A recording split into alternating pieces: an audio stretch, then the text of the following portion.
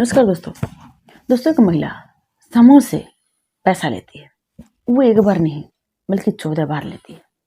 लेकिन इस महिला को पता चलता है कि जब पति पत्नी होंगे, इन दोनों में से अगर किसी की मौत हो जाए तो जो समूह के पैसे होते हैं वो माफ किए जाते हैं, यानी माफ हो जाते हैं।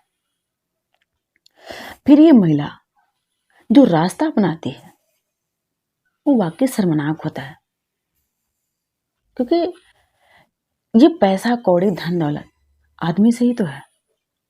लेकिन अगर आदमी को ही खत्म कर दिया जाए तो फिर इन सब चीजों का क्या मायने है। ये कहानी कहाँ की है, मैं कहानी आप लोग को सुनाऊं उससे पहले मैं आप लोग के पास बिना आगे पहुंचना चाहूंगी। अगर हमारी वीडियो आप लोग को अच्छी लगती है तो प्लीज चैनल को सब्सक्राइब करिए, लाइक करते रहिए, शेयर करिए और हमारे मनोबल को और आगे बढ़ाइए। दरअसल ये जो सच्ची घटना मैं सुना रही हूँ, ये सच्ची घटना है उत्तर प्रदेश के एक जिला लगता है कुशीनगर, वहां की ये सच्ची घटना है। दरअसल इस कुशीनगर जिले का एक थाना लगता है बिशनपुर, और बिशनपुर का एक गांव है तिलकपट्टी, वहां की ये सच्ची घटना है। यहाँ एक पति पत्नी थे, जिसमें जो पति था उसका नाम था शर्मा निषाद और जो पत्नी थी उसका नाम था पूनम। ये जो पति था ये दारू का बड़ा आदी था, यानी अक्सर ये दारू के ही नशे में डूबा रहता था। हर वक्त पैसा मांगता रहता था, कमाई कुछ नहीं करता था। इसकी जो आर्थिक स्थिति थी बहुत ही कमजोर थी, क्योंकि कमाने वाला यही था और कमाता नहीं था। ये दारू के नशे में ये चोर रहता था। अब इसकी जो पत्नी है वो पत्नी समूह से पैसे निकालती है। इन समूह में कुछ पैसे जमा करती है, कुछ निकालती है, लेकिन जमा कम ही कर पाती है, क्योंकि कमाने वाला कौन है, इस महिला को देने वाला कौन है। तो ये महिला समूह से पैसे निकालती है और ये पैसे वो ना घर बनवाती है, ना मतलब कुछ वैसा काम नहीं करती है जो उसके तरीके का एक रास्ता खुल सके, उसके कमाई का कोई जरिया बन सके। ये जो पैसे होते हैं वो सिर्फ खाने पहनने में ही खत्म हो जाते हैं, दवा दारू में ही सारे पैसे खत्म हो जाते हैं। ये महिला एक बार नहीं बल्कि 14 बार जो समूह होता है उस समूह से पैसे निकालती है। अब जो पति होता है वो बार बार कभी लड़ाई करके, कभी झगड़ा करके, कभी मार करके पैसे अपनी पत्नी से मांगता रहता है। और जो समूह से पैसे निकाल के लेके आती है वो कुछ खुद के काम के लिए रखती है, कुछ पैसे पति को दे देती है, यानी लड़ाई झगड़ा के बचने की वजह से। अब धीरे धीरे जो समूह के पैसे होते हैं वो 2 लाख के ऊपर तक पहुंच जाते हैं। देने वाला कौन है, उसको भरने वाला कौन है? कोई नहीं। जो उसका पति है वो दारू के नशे में रहता है।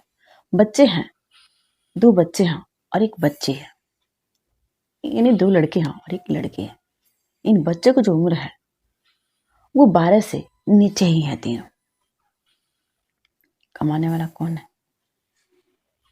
फिर एक महिला के दिमाग में एक आइडिया आता है, एक सोच आता है, लेकिन वो भी सोच बेहद गंदी।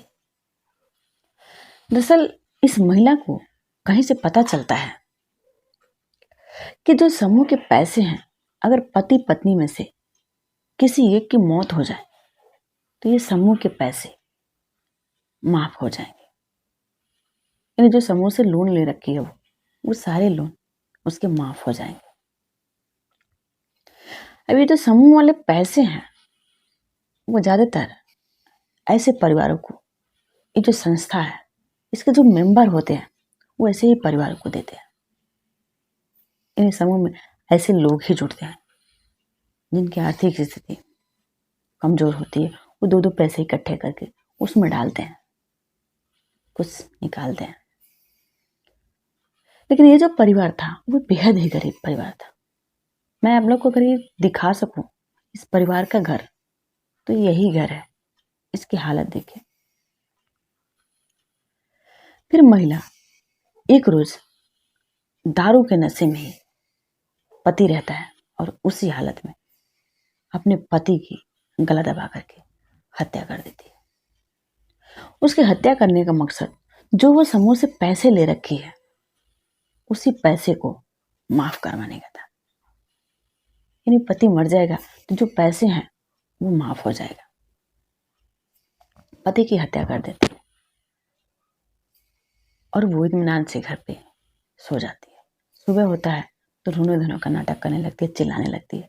जब लोग इकट्ठा होते हैं तो पूछने लगते हैं आखिर पति की हत्या कैसे हुई, मौत कैसे हुई। इसी बीच किसी ने पुलिस को खबर कर दी।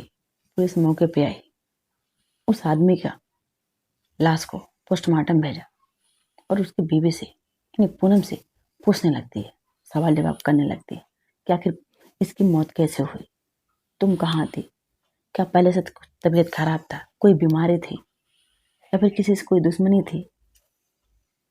लेकिन वो हर चीज से नकारती है,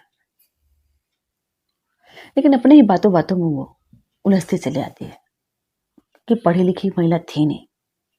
उसको उस तरह से बात करने का अंदाजा नहीं था कि वो क्या कह रही है, अगले वक्त उसको क्या बोलना है। यानी अपने ही बातों में वो फंसते चली जाती है। फिर पुलिस को जब यकीन हो जाता है कि इसी ने हत्या किया है तो वो सख्ती से पूछताछ करने लगती है। फिर वो जो कहानी होता है वो सारी कहानी पुलिस को बताती है। वो बताती है कि मेरे ऊपर कर्ज था वो ज्यादा था और पति अक्सर मेरे से लड़ाई झगड़ा करता था, मारपीट करता रहता था, दारू के पैसे मांगता रहता था, कमाता कुछ भी नहीं था और 2 लाख के ऊपर तक हो गए थे। हमने समूह से पैसा ले रखा था। तो मुझे पता चला था कि अगर पति पत्नी में से किसी की एक की मौत हो जाए तो जो लोन है वो माफ हो सकता है। इसी सोच के हिसाब से हमने अपने पति की हत्या कर दी। दोस्तों, ये पैसा, धन दौलत आदमी के लिए ही है।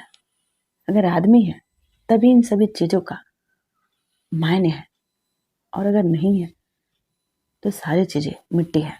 क्योंकि ये सारी चीजें, धन दौलत रुपया पैसा, आदमी की वजह से ही हुआ है। दोस्तों, हमारे कहानी सुनने का मकसद किसी को परेशान करना नहीं, किसी को विचलित करना नहीं, किसी के भावनाओं को ठेस पहुंचाना नहीं, बल्कि आप लोग को सतर्क करना।